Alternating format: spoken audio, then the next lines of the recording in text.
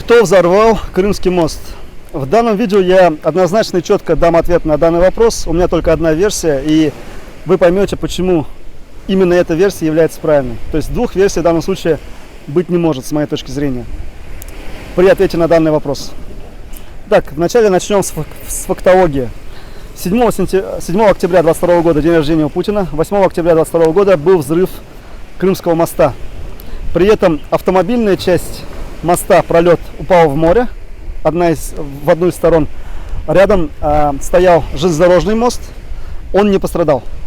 И случайным образом, в кавычках случайным образом, там оказались, значит, вагоны с воспламеняющимся материалом, назовем это так.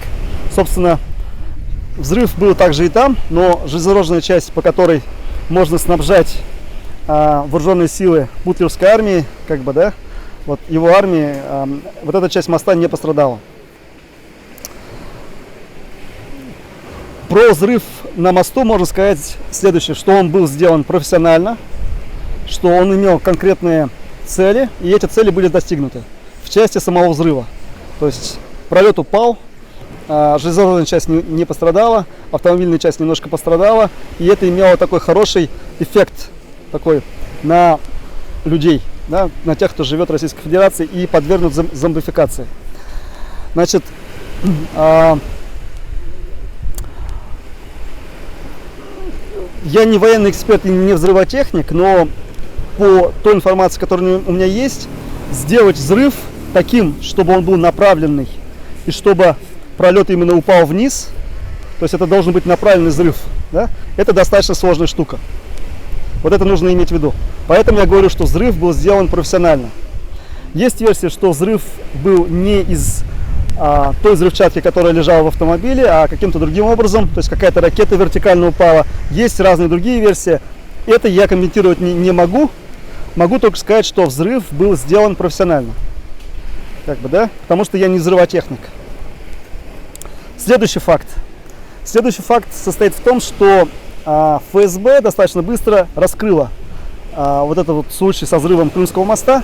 И вот здесь в описании видео будет ссылка на видео от телеканала «Дождь», где они разбирают версию ФСБ. Значит, в соответствии с версией ФСБ взрывчатку провели в грузовой машине в огромной. Соответственно, взрывчатка попала из Украины. И пока она из Украины ехала, это, соответственно, операция украинских спецслужб, согласно версии ФСБ. И она ехала в том числе, там, проходила таможню в Армении, в Грузии и так далее. Затем она каким-то странным образом, они показывают кадры, где они досматривают на таможне соответствующий грузовик, какой-то, значит, рентген и так далее. Но там сразу есть нестыковки. То, что рентген не совпадает с автомобилем, то, что тот автомобиль, который не показывает грузовик, шасси у него немножко другие и прочее, прочее. Как бы, то есть есть ряд нестыковок. Подробности вы можете увидеть вот в этом видео внизу. Как бы, да, там будет ссылка на соответствующее видео. Ну и плюс Армения и Грузия заявили, что они никакого отношения к этому взрыву не имеют, и что через их таможни взрывчатка не проходила, которая якобы лежала в той машине, в результате которой мост взорвался. То есть, как бы, да, вот этот момент тоже очень интересен, я прошу на это обратить внимание. Да, следующий факт, который нужно иметь в виду, это то, что произошло после взрыва. Значит, то ли 8, то ли 9 октября 2022 года был назначен генерал Суровикин ответственным за специальную военную операцию. Он был назначен Путлером, и здесь он убил сразу нескольких зайцев. Ну, первое, он повесил на него ответственность за СВО, то есть теперь есть конкретно человек, который за нее отвечает. И в случае, если СВО провалится, она, естественно, провалится, то Путлер на него как бы скажет, что он не при делах, это вот все вопросы к генералу. Во-вторых, этот генерал, он такой, его в российском СМИ обозначили как генерал Армагеддон. Он, значит, ответственен за то, чтобы на танках они во время ГКЧП задавили нескольких демонстрантов в 90-х годах. Он там, соответственно, был несколько месяцев, он за это отсидел. Плюс он сравнял с землей, с ракетами город Алеппо в Сирии там, и прочие разные военные преступления, связанные именно с ним. Вот. То есть такой кровавый генерал, скажем так. И его назначили там, то ли 9, то ли 10, то ли 8 октября. И потом 10 и 11 октября начались массированные бомбардировки крылатыми ракетами, там, обычными ракетами, беспилотниками критической инфраструктуры Украины. В разных областях, в разных местах по Украине были взрывы. Часть этих ракет были перехвачены с помощью украинских ПВО. По информации от украинских блогеров, где-то порядка 50% было перехвачено. ПВО 50% где-то они достали. Там есть кадры, как пытались взорвать мост, там мимо моста пролетела ракета, например, там. И ущерб примерно следующий, что около трети энергетической системы Украины пострадала. То есть электричество не работает примерно там в трети местах. Там города без света остались, без электричества, деревни, поселки и прочее. В общем, это вот результат массированных атак ракетами и прочее, которые были 10-11 октября 2022 года. В общем, параллельно с этим, после того, как взорвали Крымский мост, вот 8 октября взорвали, в СМИ, значит, всякие там пропагандоны типа Скобеева, там, Симонян, Киселев, там, Соловьев и прочее трындели про то, что, значит, нужно бить по критически важной инфраструктуре, там, бить оружием, туда-сюда. До этого они еще хотели бить по центрам принятия решений. Ну, в общем, вот такая истерия нагнеталась. Вот, как бы, да, такие моменты. И давайте теперь все это как бы соединим все эти факты воедино. И потом я дам еще один факт, который, в принципе, объяснит вам всю эту ситуацию. И вы поймете ответ на вопрос, кто взорвал Крымский мост. Смотрите.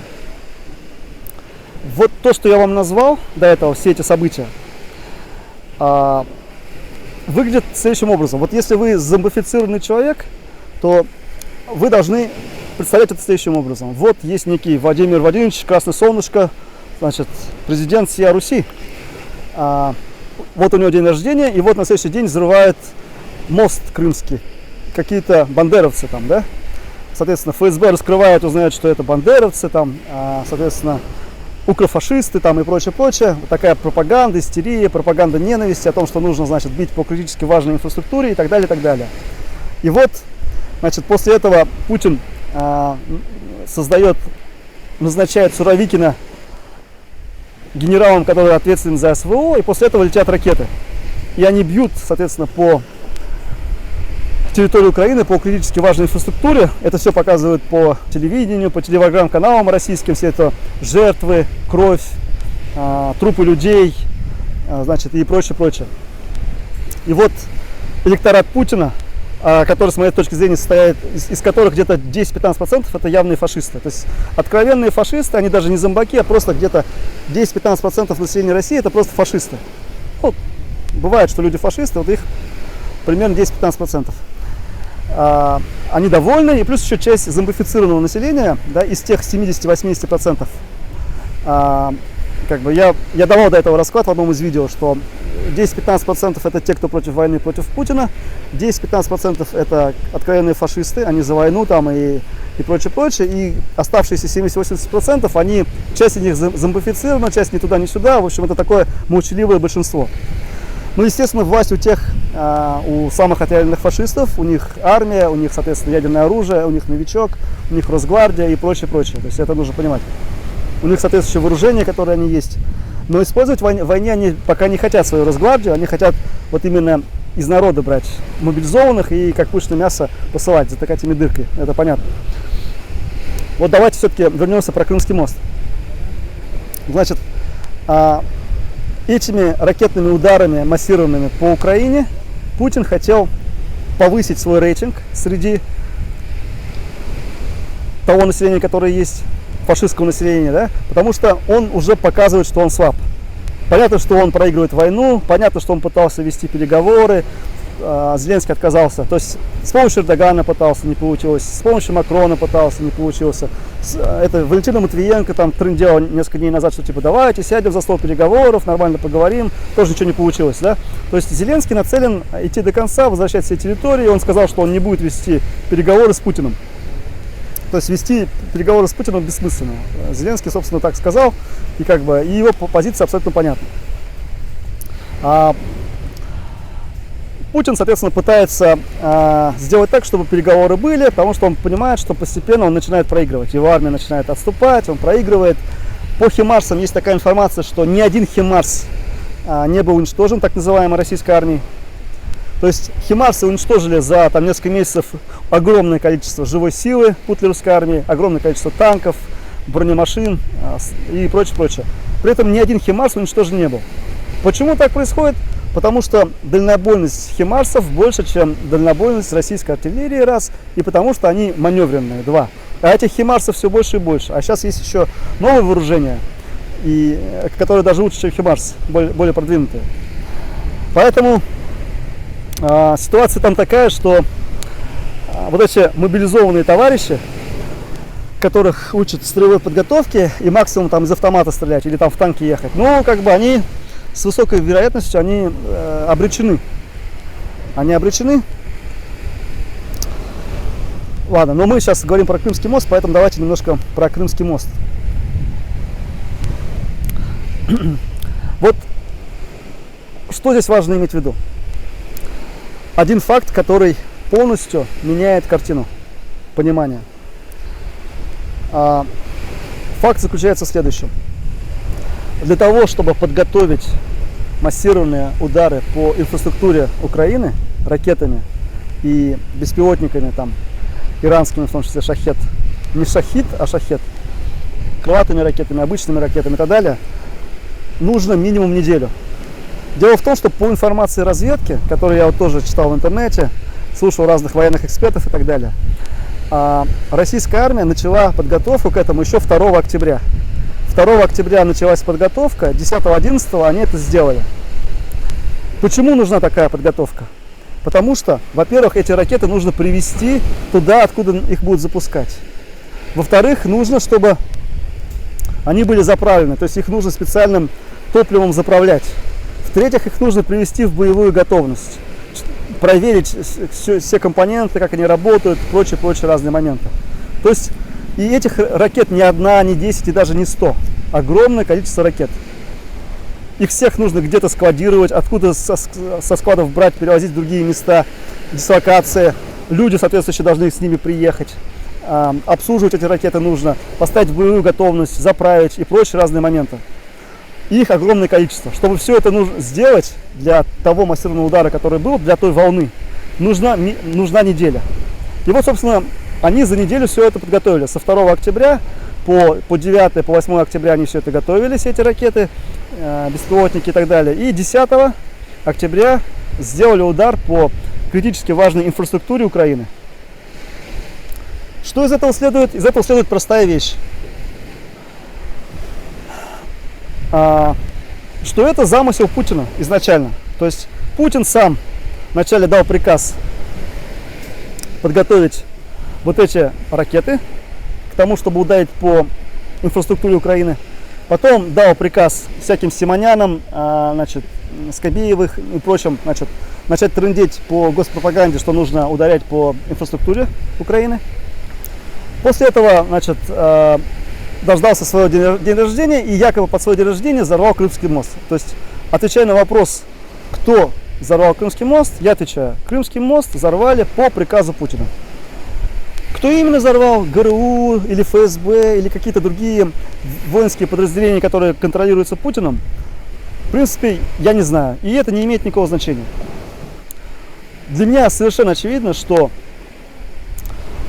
Крымский мост был взорван по приказу Путина. Это такая стандартная многоходовочка Путина. Дело в том, что Путин формалист. Я за ним давно наблюдаю, и вот он не может просто взять и начать бомбить. Ему нужен какой-то повод. Поднятие патриотических чувств, что они там за что-то мстят и так далее. И во-вторых, тут важный психологический момент. Путину приятно из эгоистических соображений чувствовать, что он все контролирует. Поэтому, если он сам вначале взрывает Крымский мост, а потом мстит за взрыв Крымского моста, то для него это приятно для его самолюбия. То есть его эго сразу повышается. Вот какой я хитрый путлер. Я вначале взорву Крымский мост, подниму патриотические чувства, подниму свой рейтинг, ненависть, и так далее у населения патриотического, которое меня поддерживает, вот этих фашистов. И, соответственно, потом буду мстить там крылатыми ракетами, инфраструктуры, там они все будут радоваться, как же так, вот я там кидаю ракеты, там беспилотники, моя армия не отступает, якобы я такой сильный, вот, и прочее, прочее. Потому что на фронте у Путлера дела очень плохи. Как вы знаете, в общем, украинская армия ВСУ постепенно освобождает поселки, как это называется, ну, все всякие поселки, деревни, ну, вот, соответствующих областей, и все дальше движется на восток. Вот. Поэтому вот такая вот ситуация с Путиным. Он формалист, ему обязательно надо было сделать такую провокацию. Если бы он ее не сделал бы, то это был бы не он. Поэтому, отвечая на вопрос о том, кто взорвал Крымский мост, зная тот факт, что подготовка к запуску вот этих крылатых ракет, значит, беспилотников и прочих средств бомбежки инфраструктуры Украины готовилась еще со 2 октября, можно однозначно утверждать, что приказ об этом дал Путин. То есть Крымский мост — это повод, это провокация, двухходовочка. Первый ход — это значит взорвать самим Крымский мост, поднять шум по этому поводу, чтобы там все хотели какой-то мести и прочее, прочее. А второй ход — это эту месть показать. Для того, чтобы уже не казаться таким Акелой, который промахнулся, который все проиграл и прочее. В принципе, на какое-то время он себе таким образом увеличит срок правления и увеличит продолжительность своего политического режима. Ну, вот такими способами мелкими. Он, кроме Крымского моста, еще подорвал трубы там в море, по которым газ шел в Европу. До этого, если вы не в курсе, я вот вам сообщаю. И осуществил ряд других мер, тоже достаточно таких кровавеньких, интересненьких, в общем. Вот. Но все мы прекрасно понимаем, что он в результате проиграет. И я бы не хотел, чтобы он проиграл лично. Вернее, не так. Я бы не хотел, чтобы он проиграл только сам один. Да? То есть, потому что, вот, понимаете, в чем проблема? Этот Путин, на самом деле, очень такой интересный сорванец. Он сумел поставить мир на грань ядерной катастрофы, сумел замазать огромное количество людей в своих преступлениях, сумел вообще сделать так, чтобы его мир, его государство считалось фашистским, нацистским. Значит, его сейчас уже признали страной, спонсирующей и поддерживающей терроризм и так далее. Да, вот как бы. И вот все те, кого он постепенно замазывал все больше, больше, больше, вот в этих круговой поруке в мафиозной, да, вот они все будут отвечать. То есть никто из них не соскочит. Совет Безопасности, помните, там 24 февраля Совет Безопасности, или 22 февраля, по-моему, вот в один из этих дней, замазал. Все, ребята, не соскочит. Ну, те, кто его не предаст, они точно не соскочат. Совет Федерации, которые там принимали, аплодировали ему, там, Госдума, которые все эти законы принимали, аплодировали 30 сентября там и прочее, да. Все они замазаны. Армия замазана в крови, в нападениях, в военных преступлениях. Росгвардия замазана, ну, ФСБ тем более замазаны. Значит, кадыровцы, Пригожин, все замазаны. Да? То есть, как бы, поэтому есть огромное количество людей, кого он замазал в этих преступлениях, вот во всем том, что он творит. И, в принципе, есть также большое количество зомбифицированного населения, зомбаки, для которых он является лидером секты. То есть, вот они такие сектанутые. Вот, а он для них лидер секты. И они будут как на убой. Как на убой, вперед за Владимира Владимировича, за русский мир и так далее. Ну, я не про всех говорю, я про некоторую часть. И на самом деле, вот то, что я скажу, это покажется кому-то кощунственно, но это такое кровавое зрелище. Такое кровавое зрелище, знаете, вот как в фильме Kill Bill, Убить Билла. Сейчас у нас пока идет первая часть этого фильма, вот где он с японцами там дерется, как вот эта женщина Ума Турман с японцами дерется там самурайским мечом, херачит их там много. Вот как раз мобилизованные, их много, как бы, да, и как бы коллективный Хаймерс их херачит. В общем, вот пока так. А потом будет вторая часть фильма Kill Bill. Там уже будут противники менее многочисленные, но более серьезные в плане своих военных возможностей. В плане там возможности нажать на какую-то красную кнопочку, там какие-то коды передать к ядерным ракетам тактическим, какие-то другие вещи сделать, понимаете? Вот, конечно, это кощунственно, конечно, это кроваво, это трагедия и прочее, прочее, но вот если этот сюжет сравнивать с фильмом Kill Bill, то я понимаю, то есть, как бы это сказать-то, то, ну вот вы прочувствуете, вы посмотрите Kill Bill первую часть и посмотрите Kill Bill вторую часть, как бы, да, и попробуйте найти аналогии с тем, что сейчас происходит. И, в принципе, все станет понятно. Я даже вам более кощунственную вещь такую скажу. У меня такое ощущение, что Путлер, он ненавидит свое государство, которое он создал. Он его разрушает. Вот, как бы это сказать, он знает очень много, он знает все про всех, у него там компроматы на всех купил.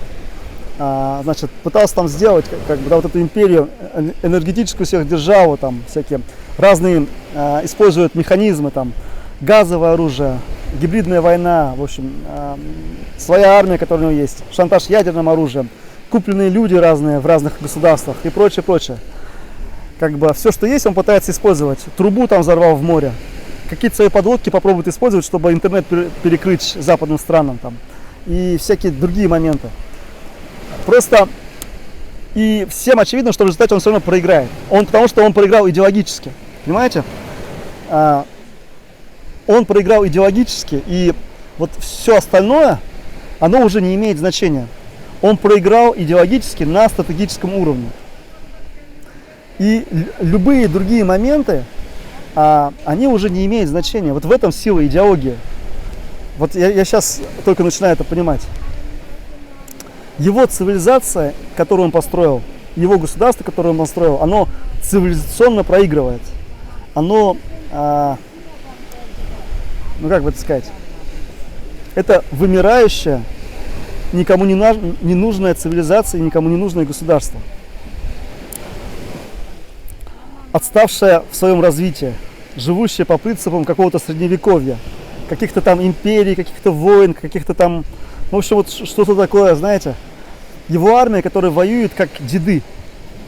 Вот когда они там пишут, можем повторить на Берлин там и так далее. Сталин закидывал трупами советских солдат, как бы, да, когда против немцев шел. Здесь как бы он тоже трупами мобилизованными закидывает бреши на фронте, которые прошли строевую подготовку, может, научились там из автоматов стрелять и все. Люди стреляют из автоматов, а по ним прилетают хаммерсы, и они просто сгорают заживо. И даже трупика потом не будет, даже пепла не останется. Пепел останется, но за пепел не дадут выплаты матерям и женам вот этих сожженных солдат. Просто скажут, что без вести пропал. А если без вести пропал, то деньги не полагаются. Понимаете, уважаемые мобилизированные, какие риски вы несете? Вы несете риски превращения в пепел и в то, что соответственно, за вас никто деньги не получит. Их просто не дадут ввиду того, что вашего трупа не найдут. Вот такие моменты. И самое интересное, что он воюет как деды, вот как Советский Союз, да? Но при этом он сам, как Гитлер, напал на Украину. Он в 4 утра 22 февраля начал бомбить Киев. А до этого в 4 утра в июне гитлеровцы бомбили, только в 1941 году тоже бомбили Киев. Оккупанты с запада бомбили Киев, сейчас он оккупант с востока тоже бомбил Киев. Об этом Жириновский сказал. То есть это как бы весь их план показан. Что они хотели, как они хотели. Все очевидно. То есть очевидно, что полная ассоциация с Гитлером. Очевидно, что весь этот реваншизм милосоветский полностью провалился. Очевидно, что Крымский мост взорвал Путин. Он дал приказ взорвать Путин. Такой просто двухходовочка, даже не трехходовочка, не четырехходовочка. просто самая тупая двухходовочка. Первый ход, он сам взрывает Крымский мост, поднимает истерию, надо отомстить. Второй шаг, он, соответственно, бьет крылатыми ракетами, значит, с всякими там этими беспилотниками и так далее по критической инфраструктуре Украины. Вот и все. Все, там более глубокой мысли, стратегии там нету. Там она просто-напросто отсутствует. У них мозги так устроены, что они, как это сказать-то, на более глубокую мысль они не способны. Вот.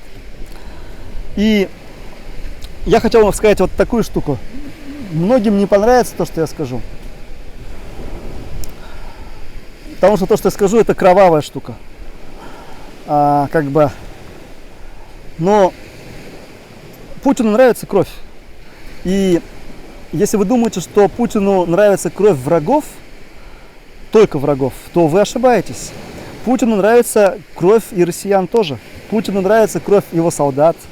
Путину нравится кровь генералов, которых он там отправляет, всяких там своих лизоблюдов там. Ему, естественно, нравится кровь оппозиционеров, это само собой. Ему в целом нравится кровь, садизм и побольше трупов. Понимаете? И он сделает все, чтобы трупов было как можно больше. И не только с украинской стороны. То есть это его желание, побольше трупов. Это, как это сказать-то, чем больше трупов, тем лучше. Это садистское удовольствие от испорченных жизней, от взорванных домов, от количества трупов, от массовых убийств и прочее, прочее. И если нужно российский труп, он российский туда кинет. Нужно какие-нибудь другие трупы, он другие трупы кинет в эту топку. Если топка начнет как бы затухать, он ее разожгет побольше, какую-нибудь провокацию сделает там. В общем, он будет действовать абсолютно точно в этом направлении. Потому что даже вот в истории с Крымским мостом, учитывая то, что у него есть значительное количество зомбифицированного населения, которое его поддерживает, в принципе, можно было не взрывать Крымский мост. То есть можно было сразу херачить и все. Зачем Крымский мост взрывать? Нет, ему... Тут есть такой момент, что он формалист.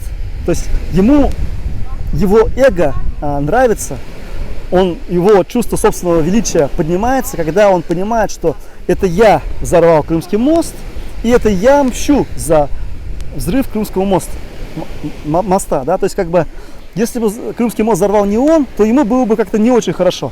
То есть, получается, это не я взорвал Крымский мост, кто-то взорвал, а теперь я должен мстить за это. Нет, ребятки, это я сам взорву мост и сам же буду за взрыв этого моста мстить.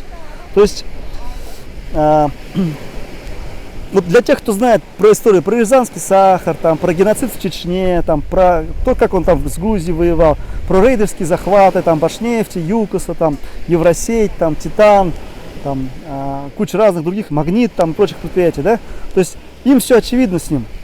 Руснефть, там, тоже самая компания Гуцериев и прочее. Там все очевидно. То есть, как он захватывает предприятия, как он захватывает территории, как он, значит, насаждает там свою идеологию, как он стреляет оружием, как устраивает геноциды, там, вот все это как бы очевидно, вся эта история его правления, как он зомбифицирует население там и прочее. И это его почерк. И он примитивный на самом деле. То есть этот почерк, который давно всем понятен, тем, кто за ним наблюдает. Первый шаг — взрываешь Крымский мост. Второй шаг — мстишь за взрыв Крымского моста. Все. Свою госпропаганду включаешь по нужным направлениям, назначаешь там генерала соответствующего, заранее готовишь крылатые ракеты, чтобы потом их пускать и так далее. И еще убиваешь одного зайца, потому что у тебя фронт сыпется, украинская армия все больше и больше двигается на восток и на юг. Поэтому как бы нужно как-то ответить. Но вот этот ответ, он к чему привел? Он привел к тому, что все больше вооружений будет поставляться в ВСУ.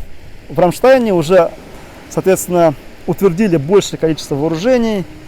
Там не только химарсы сейчас будут поставлять, там еще ACMC, как-то вот так, я точно название забыл, аббревиатуру. То есть вооружения, которые более серьезные, чем химарсы, чем хаймерсы. Понимаете? Поэтому долгосрочно все это имеет негативный эффект для Путина и для его путинского политического режима. И это будет вовлекать в кровавую передрягу все больше и больше людей. Я вам, уважаемые зрители моего канала, не рекомендую принимать участие в войне. между Россией и Украиной, который завязал Путин. Не рекомендую, не надо принимать в ней участие. Уезжайте за границу, не будьте мобилизованными. Внутри России хотите скрыться, скрывайтесь внутри России. Делайте все, чтобы не воевать против Украины и против украинского народа. Все, что можно сделать, сделайте. Вот моя рекомендация, чтобы не воевать. Не быть причастным к этим кровавым преступлениям, к которым он причастен. Если вы считаете себя военным, там честь у вас какая-то офицерская, еще что-то, ну просто подумайте, никто на территории Украины в рамках 91 года не нападал, никто. Соответственно, хотите там охранять Россию, ну станьте на границах международно признанных, вот на границах международно признанных государств Российской Федерации, стойте там, да, и охраняйте эти границы. До них еще Украина, кстати, не дошла, как бы, да, вот там можете стоять и охранять их. Тогда вопросов как бы нет, вы свой этот, как называется, свою присягу не нарушите в этом случае. Потому что то, что делает, это вообще полнейший бред. Почему он Аляску не объявит России? Как бы, ну, да пусть объявит Аляску России и скажет, ну давайте теперь идите в Аляску, ребята, воюйте. Как бы. То есть планету Марс пусть объявит России. Как бы он же сказал, что Россия нигде не заканчивается. Ну давай пусть планету Марс объявит России. Летите на Марс, там колонизируйте. Давайте вперед. Правда, Илон Маск туда быстрее прилетит, чем россияне. Но как бы, ну, будет смешно просто на все это посмотреть. Вот. На самом деле это все очень не смешно. Это действительно огромная трагедия. И эта трагедия, с другой стороны, он довел до абсурда вот всю свою идеологию, ненависть, как бы русскость, вот это россиянство, там, вот эту всю херотень, да, он довел до полнейшего абсурда. А я, как человек, выступающий за федерализм, я, соответственно, понимаю, что, как бы, что он, как физическое лицо, в принципе, все, ну, как бы, когда уйдет, он уже, как бы это сказать-то, мне важен не уход его как физического лица. Ну, сдох там Путлер, там, или свергли его, еще что-то, ну, мне похеру там, понимаете, как физическое лицо. Мне важно, что он уйдет вместе с фашистней. Вместе с фашистней, со своей властью, со своей идеологией, со своим государством, со всем тем, что он построил, со своим олигархатом, со своими военными, там, с ГБУхой. Он со всем этим говном, извиняюсь выражение, уйдет. Со всем тем, что 22 года он строил. Потому что лично мне Путин ничего плохого не сделал, вот как, на физическом уровне. То есть, ну, он плохо сделал в том плане, что забрал суверенитет Башкортостана, там, забрал, соответственно, Башнефть, рейданул, там, уничтожил башкирский язык там, преподавание в школах, там, прочие какие-то такие моменты делал, да, то есть, но как бы лично мне, вот как физическое лицо, он мне ничего плохого не сделал. И мне, как физическому лицу, к нему как бы особо претензий нету. Мне претензии к тому государству, которое он построил, к той идеологии, которую он делал, к тем делам, которые он творил. Вот, да?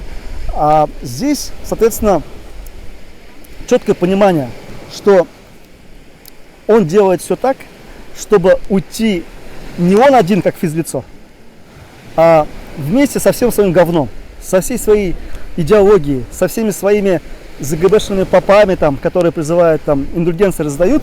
Вот этот Гундяев Кирилл, который говорит, что иди, русский, убивай украинца, за это он простит грехи. Слушайте, это же вообще такой бред.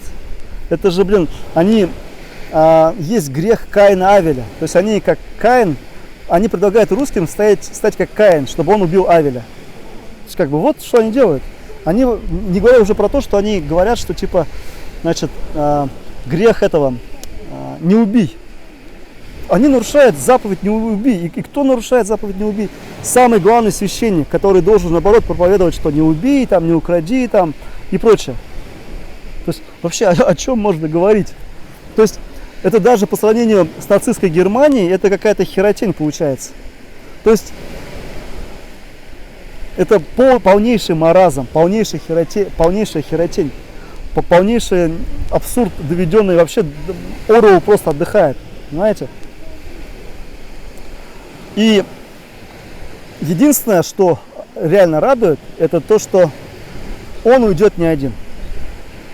Он уйдет не один, и прежде чем уйдет он, вместе с ним уйдет все говно, которое он сотворил за 22 года своего правления. Вот говорят же, говно не тонет, а тут произойдет такая штука, что все это утонет. Все это утонет вместе с его государством, все это закончится. И чем дольше он будет оставаться у власти, тем с большей вероятностью его государство закончится, когда его уже не будет. Нет Путина, нет России, как говорится. И как бы вместе с его режимом. Что будет потом, сказать сложно. То есть там есть такое слово смута. Потом будет смута. Что будет после смуты, сказать тоже сложно. В общем, но что-то будет.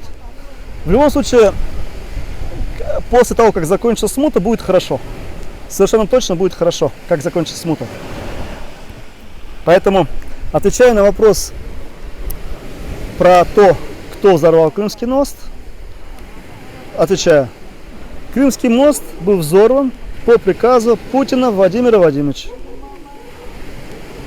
С моей точки зрения, это однозначно, очевидно. Хронология событий об этом говорит. Вот такие пироги. Всего хорошего. До свидания. И желаю вам, если вы не военный, ни в коем случае не принимать участие ни в каких военных конфликтах, сделать все от вас зависящее, чтобы вы не были мобилизованы. Если хотите уезжать за границу, уезжайте за границу, ищите другие способы и прочее. То есть участвовать в войне это против Украины и украинского народа, это самое последнее дело. Ни в коем случае это не делайте. Вот моя рекомендация. Не будьте фашистами. Я же не призываю вас там каким-то там не совершать другие грехи там, да, то есть я не говорю, как бы, то есть какие-то мелкие грехи. Я говорю, самый крупный грех не совершайте. Не будьте фашистами, не убивайте людей.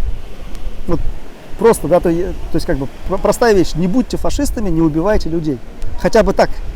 Хотя бы не убивайте людей и не будьте фашистами. И не воюйте за фашистский режим. Удачи вам.